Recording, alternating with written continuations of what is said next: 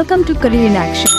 अगर आप चैनल पर नए हैं तो सब्सक्राइब जरूर करें and don't forget to press the bell icon and also download our app from Google Play Store. Hey everyone, welcome back to career in action. लगन आपकी, एडवाइस हमारी। दिस इज शिल्पा सरोज और आज के इस वीडियो में आप सभी का बहुत बहुत स्वागत है। आज की इस वीडियो में हम झारखंड माइंड इंस्पेक्टर का जो सिलेबस है उसमें आप देखोगे माइंड प्लान आपको दिखेगा। ठीक है, सीएमआर का पोर्शन है ये, लेजिस्लेशन के पोर्शन में। तो ये हम सीएमआर 2017 के अंतर्गत ये माइंड प्लान देखेंगे कि ये किस में आएगा, आपका चैप्टर 6 में आ जाएगा। ठीक, तो आज के इस वीडियो में यही देखें। अगर आप चैनल पर नए हो और अभी तक आपने हमारा ऐप डाउनलोड नहीं किया तो गूगल प्ले स्टोर से ऐप डाउनलोड कर सकते हैं। वहाँ से आप जाके इस बैच को ज्वाइन कर सकते हैं जो JSSC यानी कि आपका झारखंड माइंड इंस्पेक्टर का MI वाला जो कोर्स है वो चल रहा है। 1 जुलाई से जो है स्टार्ट हो गया है। जैसे कि आपको बता दो कि 2 सितंबर जो आपका एग्जाम का डेट आ गया है, ठीक है, अनाउंस कर दिया गया है। हो सकता है कि ये पोस्टपोन हो जाए, आगे बढ़ जाए, लेकिन हमको इसको मान के चलना है। तो 2 सितंबर मान के चलिए आपका पेपर होगा। आधा जुलाई और पूरा अगस्त है आपके पास। ठीक है, 1.5 महीने का समय है आपके पास। तो उसमें जो है जल्दी से जल्दी हम लोग सिलेबस कंप्लीट करने का सोच, तो जल्दी से जल्दी जो हमारा सिलेबस है वो हम कंप्लीट कर रहे हैं। ठीक है, तो आप चाहो तो कोर्स को ज्वाइन कर सकते हो। तो चलो फिर आज शुरू करते हैं। सबसे पहला हमारा देखो क्या है। तो सबसे पहले तो ये जानना है कि जो माइंड प्लान की बात करेंगे तो ये आपको चैप्टर 6 में मिलेगा। ठीक है, चैप्टर 6 में मिलेगा, क्या मिलेगा, प्लान्स एंड सेक्शन। ठीक है, प्लान्स एंड सेक्शन मिलेगा आपको। ओके, चलो यहाँ पे देखते हैं। एवरी प्लान और सेक्शन सेल, जो भी प्लान और सेक्शंस है उसके बारे में क्या चीजें दी गई है। The name of the mine and the name of the owner and purpose of the plan. तो जो भी प्लान रहेगा, माइंड प्लान जो भी रहेगा, ठीक है, तो ये होना चाहिए कि उस प्लान में ये मतलब पता होना चाहिए कि वो माइंड का नाम क्या है, ऑनर का नाम क्या है और जो प्लान बनने जा रहा है उसका पर्पस क्या है। ठीक है, पहली तो ये चीज हो गई। फिर आपका शो द ट्रू नॉर्थ और the magnetic meridian and the date. तो यहाँ पर ट्रू नॉर्थ यहाँ पे दिखाना होगा और मैग्नेटिक मेरिडियन यहाँ पे दिखाना होना चाहिए, मतलब शो होना चाहिए, और डेट यहाँ पे शो होना चाहिए। ठीक है, नेक्स्ट आपका specify a scale of the plan at least 25 centimetre long and suitably सब डिवाइड। और जो यहाँ पे स्केल होगा प्लान का वो 25 सेंटीमीटर लंबा होना चाहिए, at least 25 centimetre long and suitably सब डिवाइड। तो इसको याद रखिएगा, ये एग्जाम में आ सकता है, आपसे पूछ सकता है कि जो स्केल होता है प्लान का वो एटलीस्ट कितना लंबा होना चाहिए। ठीक है, तो कितना सेंटीमीटर लंबा होना चाहिए, तो 25 सेंटीमीटर लॉन्ग होना चाहिए। अब उसको फिर सुटेबली जो सब डिवाइड कर दिया जाए उस तरीके से। और ये फिर क्या कहा है, फिर यहाँ पर देखिए next point, be on a scale having representative factor of 2000:1 और 1000:1। तो यहाँ पे बोलता है कि जो स्केल होगा उस पर जो रिप्रेजेंटेटिव फैक्टर होगा आपका, ठीक है, वो कितना होगा, 2000:1 और 1000:1। ठीक है, दोनों हो सकता है। उसके बाद देखिए, chief inspector may permit or require the plans to be prepared on any other suitable scale. तो जो चीफ इंस्पेक्टर होता है वो परमिट कर सकता है, ठीक है, ये परमिशन दे सकता है कि जो प्लान्स है उसको मतलब अदर सुटेबल स्केल से भी हम प्रिपेयर कर सकते हैं। ओके, नेक्स्ट देखो, be properly inked in or durable paper, tracing cloth or on polyester film of 105 micro gauge and be kept in good condition. तो यहाँ पे लिखा हुआ है कि देखो ये प्रॉपर्ली जो है इंक्ड होना चाहिए, किससे, ड्यूरेबल पेपर से, ठीक है, ट्रेसिंग क्लॉथ से या फिर पॉलिस्टर फिल्म पे होना चाहिए। ठीक है, और ये गुड कंडीशन में देखना होगा कि गुड कंडीशन में रखा हुआ हो। ठीक है, तो इसको याद रखिएगा, ये भी इंपॉर्टेंट है, ये भी पूछता है, ट्रेसिंग क्लॉथ से क्वेश्चन आता है, ड्यूरेबल पेपर से क्वेश्चन आता है। ओके, नेक्स्ट है an abstract of all statutory restriction. तो एब्स्ट्रैक्ट यहाँ का मतलब ये है कि बहुत थियोरेटिकल टाइप का हो, यहाँ पे सारा जो स्टैट्यूटरी रेस्ट्रिक्शंस है वो होना चाहिए उसमें, कि क्या क्या रेस्ट्रिक्शंस है जो सारा you have to follow that. So ये चीजें हैं। ठीक है, फिर नेक्स्ट देखो, यहाँ पे हम देख रहे थे कि ये आपका रेगुलेशन नंबर 64 चल रहा था। ठीक है, ये आपका रेगुलेशन नंबर किस में दिया है, 64 में दिया, याद रखिएगा 64। तो यहाँ पे सब रेगुलेशन 1 देख रहे थे हम, फिर सब रेगुलेशन 2 पे आ जाते हैं। यहाँ पे देखिए सब रेगुलेशन 3, सब रेगुलेशन 4, फिर सब रेगुलेशन 5, सब रेगुलेशन 6। तो यहाँ पे 2 देखेंगे, the convention so in the schedule of CMR 2017 shall be used in preparing on all plans and section. ठीक है, तो यहाँ पे सिंपल है, यहाँ पे लिखा हुआ है। फिर नेक्स्ट देखेंगे, the plan and section shall be accurate with such limit of error as the chief inspector may specify. तो जो प्लान और सेक्शन होगा वो एक्यूरेट होना चाहिए। ठीक है, मतलब एक लिमिट में होना चाहिए, जो एरर होंगी जो भी मतलब चीफ इंस्पेक्टर स्पेसिफाई करेगा उस तरीके से। फिर नेक्स्ट देखो, the plan and section required by these regulation shall be maintain corrected up to date which is not earlier than 3 month. तो यहाँ पे लिखा कि जो भी प्लान और सेक्शन होगा इस रेगुलेशन के अंतर्गत, ठीक है, वो मेंटेन होना चाहिए, करेक्ट ऑर्डर में होना चाहिए, और ये भी है कि करेक्ट होना चाहिए, मतलब अपडेट होना चाहिए। ये नहीं कि 3 महीना पुराना हो, ये अपडेट होना चाहिए 3 मंथ तक का। उसके बाद बोलता है कि द प्लान एंड सेक्शन, ये इंपॉर्टेंट है, यहाँ से क्वेश्चन आ सकता है। फिर नेक्स्ट बोलता है आपका कि the plan and section shall be brought up to date before such abandonment, closure or at the time of discontinuance or rendered inaccessible। यहाँ पे लिखा है जो प्लानर सेक्शन है जो लाया गया है वो अप टू डेट होना चाहिए। अगर किसी भी माइन को अबंडन कर दिया गया है तो प्लान और सेक्शन में, ठीक है, वो अप टू डेट वहाँ पे लिखा होना चाहिए। या किसी भी माइंस को क्लोज कर दिया गया है या फिर डिसकंटिन्यू कर दिया गया है या फिर रेंडर्ड कर दिया गया है तो वो सब कुछ वहाँ पे अप टू डेट बताया होना चाहिए, लिखा होना चाहिए, ठीक है। फिर नेक्स्ट देखो, इफ सच अबैंडनमेंट, क्लोजर और discontinuance has been caused by circumstances beyond the control of OAM in, यानी कि owner agent manager, in which case the fact that the plan और section is not up to date shall be recorded on it. मान लो कोई abandonment mine है, कोई close कर दिया गया, कोई डिसकंटिन्यू कर दिया गया और वो ऐसे सर्कमस्टेंसेस से हुआ है जो ऑनर एजेंट मैनेजर के कंट्रोल में नहीं था, तो फिर प्लान और सेक्शन जो है मान लो फिर वो अप टू डेट नहीं होगा तो उनको रिकॉर्ड किया जाएगा, ठीक है। फिर नेक्स्ट देखो, all the reference station at surface and reference point of underground survey shall be shown in their correct positions relative to the survey of India national grid within the limits of error of survey and plot. तो हम कह रहा है कि देखो जो भी reference station है, ठीक है, सरफेस पे, और जो रेफरेंस पॉइंट है अंडरग्राउंड सर्वे में, वो करेक्ट पोजीशन पे शो होने चाहिए जो भी सर्वे ऑफ इंडिया जो नेशनल ग्रिड बनाया गया है उनके तहत, ठीक है, और with in the limits of error of survey and plotting. तो मतलब कि लिमिट में होने चाहिए, जो भी एरर है सर्वे और प्लॉटिंग करने में तो उसके लिमिट में होगा, ठीक है, ये कहा है। फिर नेक्स्ट देखो, plan and section required to be maintain under these elevations shall be kept available for inspection in the mine office and shall not be removed therefrom except with permission of the inspector unless a true copy has been kept in office. Important है ये, यहाँ से ये पूछ सकता है, बोल रहा है कि देखो प्लान एंड सेक्शन वो सब मेंटेन होना चाहिए इस रेगुलेशन के अंतर्गत। हम प्लान एंड सेक्शन जो है ये माइन ऑफिस में रखा जाएगा, ठीक है, इंस्पेक्शन के लिए, ये नहीं कि वहाँ से हटा दिया जाए, मतलब बिना रीजनल इंस्पेक्टर के परमिशन के बिना वहाँ से हटाया नहीं जा सकता है, वहाँ पे इसलिए रखा जाएगा कि फर्दर वहाँ पे इंस्पेक्शन किया जा सके, ठीक है। तो आप रिमूव नहीं कर सकते वहाँ से, माइन ऑफिस में जब रख दिया जाएगा प्लान सेक्शंस को उसको रिमूव नहीं कर सकते जब तक कि उसका एक ट्रू कॉपी ऑफिस में ना रखा जाए, ठीक है, और प्रायर परमिशन लेना होगा रीजनल इंस्पेक्टर से हटाना है तो, ओके। नेक्स्ट देखो, फिर आपका सब रेगुलेशन 7 है, the chief inspector may permit preparation of plan और section in various with the provision of these regulation. तो यहाँ चीफ इंस्पेक्टर जो है परमिट कर सकता है कि प्लान सेक्शन को प्रिपेयर करने के लिए मान लो कोई वेरिएशन होता है, ठीक है, कुछ प्रावधान है रेगुलेशन के तहत तो कुछ चेंजेस करने हैं तो वो कर सकता है, चीफ इंस्पेक्टर ये परमिशन दे सकता है। नेक्स्ट देखेंगे type of plans and it's content, यहाँ पे देखो इंपॉर्टेंट है। तो प्लान्स पहले देख लेते हैं, सरफेस प्लान होता है, अंडरग्राउंड प्लान होता है, और क्या होता है वर्टिकल माइन सेक्शन प्लान, फिर और क्या आपका वेंटिलेशन प्लान, फिर joint survey plan, water danger plan, और क्या आपका combined UG plan and section, ठीक है। इतना बेसिक आपको पढ़ना है। अब इसमें से क्वेश्चन कैसे पूछेगा, देखो WCL में क्या क्वेश्चन आया था कि आपको वो दिया था कि इनकरेक्ट पहचानिए, ठीक है, तो आपको ये दे सकता है कि सरफेस प्लान है, ठीक है, कंटेंट ऑफ प्लान क्या क्या होगा, क्या क्या दर्शाया जाएगा इस प्लान में, सरफेस प्लान में क्या क्या चीजें रहेंगी, showing every surface feature within the boundaries, तो जो भी बाउंड्रीज के अंदर में आती है, ठीक है, हर सरफेस को वहाँ पे उसके फीचर्स को दिखाया जाएगा, ठीक है, ये समझ में आ गया। सच एज टेलीफोन, टेलीग्राफ और power transmission line, water main, tram line, railway, road, river, water course, reservoir, tank, bore hole, shaft, incline, opening, open cast working, subsidise and building on the surface. तो ये सारे जो लिखे हुए हैं ना, इसमें से कोई भी एक जो है आपको उठा के अंडरग्राउंड तक दे देगा और बोलेगा कि हाँ बताइए सरफेस प्लान का जो कंटेंट इसमें से नहीं है। तो आपको पहले बात तो ये कि ये पता होना चाहिए ना कि क्या क्या चीज़ें इसमें आपको मिलेंगी इस प्लान में, सरफेस प्लान में, ठीक है। तो यहाँ पे जो है हर जो भी सरफेस फीचर्स होंगे विद इन द बाउंड्री वो सब शो किया जाएगा, जैसे कि आपका टेलीफोन हो गया, ठीक है, पावर ट्रांसमिशन हो गया, टेलीग्राफ हो गया, वाटर मेन का हो गया, ट्रैम लाइन का हो गया, रोड, रेलवेज, रिवर, ये सब आपको tank, borehole, shaft, incline, open cast working, subsidise, building जो सरफेस पे होगी वो सब जो है आपका आ जाएगा सरफेस प्लान में, ठीक है।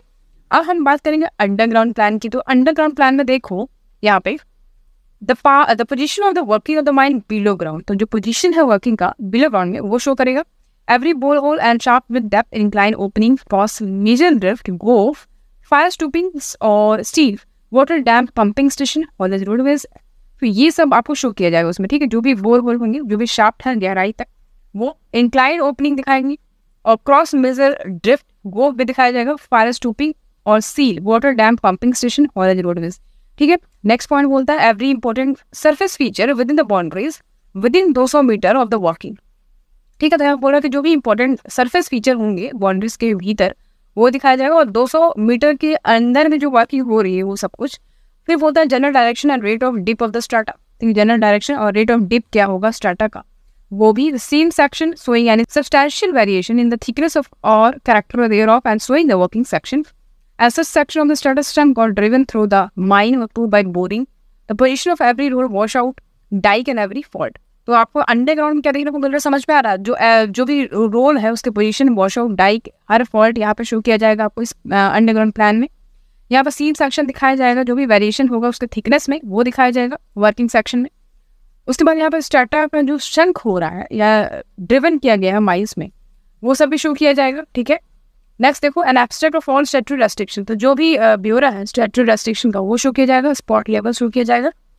ठीक है, यहाँ पर देखो, whenever this plan is brought up to date, the position of the working shall be shown by dotted line drawn through the ears of the working and dotted line shall be marked with the date of the last survey।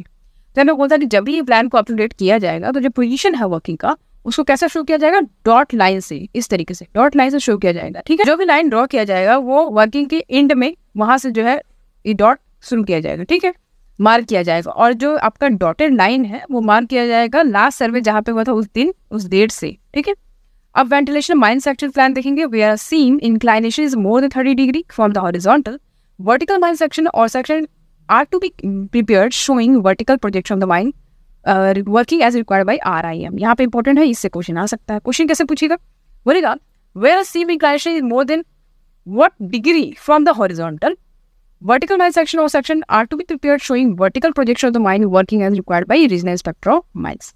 तो बोलता है कि मान लीजिए कोई सीम है वो incline होता है। ठीक है, वो 30 डिग्री से ज्यादा इंक्लाइन हो जाता है हॉरिजॉन्टल से। ठीक है, 30 डिग्री से ज्यादा आपका 30 डिग्री से ज्यादा जो है इंक्लाइन हो जाता है। ठीक है, ये बोल रहा है। तो जो वर्टिकल माइन सेक्शन है और सेक्शन है वो प्रिपेयर किया जाएगा जिसमें वर्टिकल प्रोजेक्शन दिखाया जाएगा माइंस में। ठीक है, वो किसके द्वारा रिक्वायर्ड किया जाएगा, मतलब किसके द्वारा, मतलब ये मतलब जो भी सही लगे, जिसके मतलब रीजनल इंस्पेक्टर के द्वारा जो भी इसको सही लगता है उस हिसाब से वो किया जाएगा। ठीक है, उनके परमिशन के बिना, उनके परमिशन लेके। फिर नीचे देखो, in an open cast vertical mine section showing vertical projection of mine working at interval not exceeding 100 metre in both longitudinal as well as transverse direction irrespective of the inclination of whole seam. अब यहाँ बोलता है कि ठीक है, ऊपर तो हमने देख लिया कि इंक्लाइनेशन अगर 30 से ज्यादा हो जाता है 30 डिग्री से हॉरिजॉन्टल सेक्शन में, तो वर्टिकल माइन सेक्शन और सेक्शन जो है प्रिपेयर किया जाता है जिसमें आपका वर्टिकल प्रोजेक्शन दिखाया जाता है माइंस का। फिर बोलता है कि ओपन कास्ट माइन में देखो क्या होता है, जो वर्टिकल माइन सेक्शन है जो वर्टिकल प्रोजेक्शन शो करता है माइंस में, और एट इंटरवल ऑफ मतलब कि 100 मीटर से ज़्यादा जब एक्सीड हो जाता है तो उसमें दोनों ही केस में, यानी कि longitudinal as well as transverse section, दोनों ही, मतलब ये हम नहीं देखेंगे कि क्या इंक्लाइनेशन है कोल सीम का, दोनों ही सेक्शन में आपको ये प्रोजेक्शन शो किया जाता है। ठीक है, नेक्स्ट है आपका वेंटिलेशन प्लान। तो वेंटिलेशन प्लान में देखेंगे showing the system of ventilation in the mine and in particular. तो वेंटिलेशन हम देखेंगे माइंस में क्या सिस्टम है उसका, क्या शो किया जाता है। तो पहला है the general direction of air current. तो बेसिकली जो एयर करंट का जनरल डायरेक्शन है वो हमको यहाँ पे शो करना चाहिए वेंटिलेशन प्लान में। नेक्स्ट है every point where the quantity of air is measured. ठीक है, हर पॉइंट पे ये शो किया जाएगा कि जो क्वांटिटी ऑफ एयर है उसको मेजर किया जाता है। ठीक है, next every air crossing ventilation door stopping and other ventilation device. ये बहुत ज़्यादा इंपॉर्टेंट, ये सब पता होना चाहिए आपको। इसमें से कोई भी एक मिस करके आपको दे सकता है कि क्या इसमें से वेंटिलेशन प्लान का कंटेंट नहीं है, क्या इसमें शो नहीं किया जाता है। तो आपको पहले ये पता होना चाहिए क्या शो किया जाता है। तो यहाँ पे देखो, यहाँ पे बोल रहा है कि हर एयर क्रॉसिंग में, वेंटिलेशन डोर में, स्टॉपिंग में और अदर वेंटिलेशन डिवाइस में वहाँ पे शो होना चाहिए। नेक्स्ट है every fire stopping and serial number, वहाँ पे शो होना चाहिए। Every room use for storing inflammable material, जो भी इन्फ्लेमेबल ज्वलनशील मटेरियल्स है उसको स्टोर करने वाला जो भी रूम होगा वहाँ पे शो किया जाना चाहिए। The position of fire fighting equipment, every water dam with details, water dam जितने भी होंगे उनका डिटेल्स के साथ। हर pumping, telephone, ambulance station show किया जाना चाहिए। हॉलेज और ट्रैवलिंग रोडवेज भी, एंड ऑक्सिलरी और बूस्टर फैन भी, और एवरी स्टोन डस्ट बैरियर, ये सारी चीज़ जो है यहाँ पे शो होना चाहिए। तो वेंटिलेशन प्लान जब भी बोले तो ये सारा चीज़ आपके दिमाग में फटाफट आना चाहिए। फिर आपका joint survey plan. Joint survey plan में क्या है, a joint survey plan for mines having working within 60 meter of the common boundary or where the boundary is in dispute within 60 meter of the boundary claimed by the owner of the mine concerned and the position working in relation to one another। अब joint survey plan में आपसे बोल सकता है कि देखो joint survey plan जो mines में होता है उसमें जो काम करते हैं तो वो 60 मीटर के रेडियस में काम करते हैं, जो कॉमन बाउंड्री होगा सबके लिए। और या फिर ये हो सकता है कि वो बाउंड्री मान लो डिस्प्यूट एरिया में है तो 60 मीटर के अंदर जो बाउंड्री में क्लेम करेगा, ऑनर के द्वारा क्लेम किया जाएगा, तो वो और जो पोजीशन है वर्किंग का एक दूसरे से वो सब वहाँ पे शो किया जाना चाहिए। ठीक है, फिर आपका water danger plan. Water danger plan में आपका रिवर ये सब आ जाएगा, water point, water course, drainage और एनी अदर वाटर बॉडीज और सरफेस और below ground existing up to 200 metre of boundary of the mine. तो जो माइन बाउंड्री है उसके अंदर में, मतलब अगर 200 मीटर तक अगर आ रहा है, ठीक है, तो वो सब कुछ यहाँ पे शो किया जाएगा, ठीक है, मतलब ऑन द सरफेस या फिर बिलो ग्राउंड, दोनों में ही, ठीक है। फिर नेक्स्ट देखो, the position of the working below ground and every borehole and shaft, drive, cross cut, staple pit, excavation, air passage connected there with. क्या बोलता है कि देखो जो वर्किंग बिलो ग्राउंड, बोल रहा है कि जो बिलो ग्राउंड में जो वर्क चलता है उसका पोजीशन, और जितना भी बोर होल है, शाफ्ट है, ठीक है, उसका position, drive, cross cut, staple pit, excavation जो हो रहे हैं, air passage connected with air with, ये सब कुछ का जो है वहाँ पे मतलब प्लान में शो होना चाहिए। The position of every dyke fault and the geological disturbance, जो भी जियोलॉजिकल डिस्टर्बेंस वहाँ पे चांसेस है उसका पोजीशन वहाँ पे शो होना चाहिए, जितना भी फॉल्ट डाइक हो चुके हैं वो सबका। Next point, level taken in working below ground at easily identifiable points along all drives, main headings and haulage roadways। मैं बोल रहा है कि जो भी लेवल है जहाँ तक मतलब बिलो ग्राउंड में काम कर सकते हैं वो इजीली आइडेंटिफाई कर जाए, तो इसलिए वहाँ पे पॉइंट बनाया जाता है, ठीक है, तो वो शो करना चाहिए। मेन हेडिंग्स और हॉलेज रोडवेज ये सब भी शो करने चाहिए। फिर नेक्स्ट बोलता है every source of water such as, जैसे कि जो भी सोर्स ऑफ वाटर है like river, stream, water course, reservoir, water lodge, open cast working on the surface and also the outline of water lodge working below ground lying within 60 meter of any part of their working measured in any direction। तो यहाँ पे बोलता है कि ठीक है, जो भी मीडियम है आपका सोर्स वाटर का, लाइक आपका वाटर कोर्स, रिजर्वोयर, ठीक है, रिवर हो गया, स्ट्रीम हो गया, या ओपन कास्ट में जो आपका वाटर लॉज एरिया है वो, ठीक है, सरफेस पे, या फिर वाटर लॉज एरिया आपका बिलो ग्राउंड में है जो कि 60 मीटर तक के रेडियस में आ रहा है, ठीक है, किसी भी पार्ट माइन की, तो उसको मेजर किया जाएगा किसी भी डायरेक्शन में, ठीक है। फिर बोलता है एवरी रिजर्वर, डैम और अदर स्ट्रक्चर आइदर अबव और below ground constructed with stand of pressure of water और टू कंट्रोल इरश ऑफ वाटर। बोलता है कि जो भी रिजर्वर, डैम या अदर स्ट्रक्चर है, चाहे अब अबव है या बिलो ग्राउंड है, कंस्ट्रक्ट किया गया है, तो उनको अगर वाटर बहुत ज़्यादा प्रॉब्लम क्रिएट कर रहा है तो उसको मतलब क्या करेंगे, कंट्रोल करने की कोशिश करेंगे, ठीक है। The highest flood level of the area, तो जो भी हाइस्ट फ्लड लेवल है एरिया, जिस एरिया में बहुत ज़्यादा फ्लड लेवल के चांसेस है, वो सब भी शो करेगा इस प्लान में। नेक्स्ट आपका combined UG plan and section, तो कंबाइंड जब अंडरग्राउंड प्लान और सेक्शन में क्या कह रहा है, separate plan and section for the working of every seam और of every separate section of every seam shall be kept in respect of underground plan, vertical mine section, ventilation plan, joint survey plan. बोलता है कि देखो separate plan और section बनाया जाएगा, मतलब जो भी सीम है, ठीक है, या फिर अपना जो भी सेपरेट सेक्शन है, जो भी सीम है, वो सब रखा जाएगा आपका, जैसे कि मान लीजिए अंडरग्राउंड का अलग, वर्टिकल माइन सेक्शन का, ventilation plan, joint survey plan, ये सब का अलग रखने को बोल रहा है, ठीक है, प्लान एंड सेक्शन। तो in respect of underground plan, तो अंडरग्राउंड प्लान के रिस्पेक्ट में combined plans of all section और section which are lying within 9 metre of each section and which are work at a mine shall also be kept and in the combined plan working in different section और seam और section shall be shown in different colours. तो हमें बोलना है कि देखो अगर हम अंडरग्राउंड प्लान्स के रिस्पेक्ट में बोले, जो कंबाइंड प्लान है, ठीक है, जितने भी सेम है या सेक्शन है, जो एक दूसरे से 9 मीटर की दूरी पे है, ठीक है, and which are work at the mine shall also be kept, तो जो कि माइन में काम चल रहा है उनका, ठीक है, तो वो भी वहाँ पे उसमें रखा जाएगा प्लान सेक्शन में। And in the combined plan में क्या होगा, जो वर्किंग मतलब वर्किंग डिफरेंट सेम, जो डिफरेंट सेम पे काम कर रहे हैं या डिफरेंट सेक्शन में काम कर रहे हैं, तो वो डिफरेंट कलर से शो होने चाहिए, ठीक है, याद रखिएगा, इंपॉर्टेंट है ये। आपसे पूछ सकता है कि जो डिफरेंट सेम में काम करते हैं वर्किंग्स में, तो उसमें क्या जो कलर्स है वो डिफरेंट कलर से शो होना चाहिए, यहाँ पर बेसिकली ये समझ में आना चाहिए, ठीक है। ये 9 मीटर वाला इंपॉर्टेंट है। अंडरग्राउंड प्लान के सेक्शन में हम अंडरग्राउंड प्लान्स के रिस्पेक्ट में हम बात करेंगे, तो जो भी कंबाइंड प्लान बनेगा सीम और सेक्शन का, जो 9 मीटर के भीतर में आता है, ठीक है, एक दूसरे के, तो वो उस केस में बनाया जाएगा आपका combined UG plan and section, ठीक है। तो आई होप कि आपको समझ में आया होगा, plan and section important topic है, इससे क्वेश्चन आते हैं, ठीक है, और जो ये आंकड़ा मैंने बताया वो इंपॉर्टेंट है, तो इसको याद रखिएगा, ठीक है। यहाँ पे इंपॉर्टेंट क्या है, यहाँ पे देखो, अगर रीजन इंस्पेक्टर को कभी भी प्लान और सेक्शन को उसको इंस्पेक्शन करना है, तो ऑनर, एजेंट और जो मैनेजर होता है किसी भी टाइम, ठीक है, ये शो कर सकता है प्लान और सेक्शन, ठीक है, उनका पोजीशन ऑफ वर्किंग जो माइंस में चल रहे हैं वो सब शो कर सकता है ऑनर, एजेंट और मैनेजर। इंपॉर्टेंट है ये, याद रखिएगा, ठीक है, ठीक है। यहाँ से एक और क्या इंपॉर्टेंट होता है, देखो कोई भी प्लान और सेक्शन है, ठीक है, कोई भी प्लान और सेक्शन है, ट्रेसिंग है, जो इस रेगुलेशन के तहत बनाया जाएगा, तो प्रिपेयर किया जाता है किसके द्वारा, वो सर्वेयर के द्वारा किया जाता है, ठीक है, surveyor, personal supervision of the surveyor, ठीक है, ये इंपॉर्टेंट है, यहाँ से क्वेश्चन आ सकता है। आई होप कि आपको समझ में आया होगा, ये इंपॉर्टेंट टॉपिक था, ठीक है, माइंड प्लान। तो चलो फिर आज के लिए इतना ही रखते हैं, बाकी आप कोर्स ज्वाइन करना चाहते हो तो कोर्स ज्वाइन कर सकते हो, क्लासेस वहाँ पे चल रही हैं, live classes, okay, so see you in the next class. आज के लिए इतना ही, thank you so much for watching.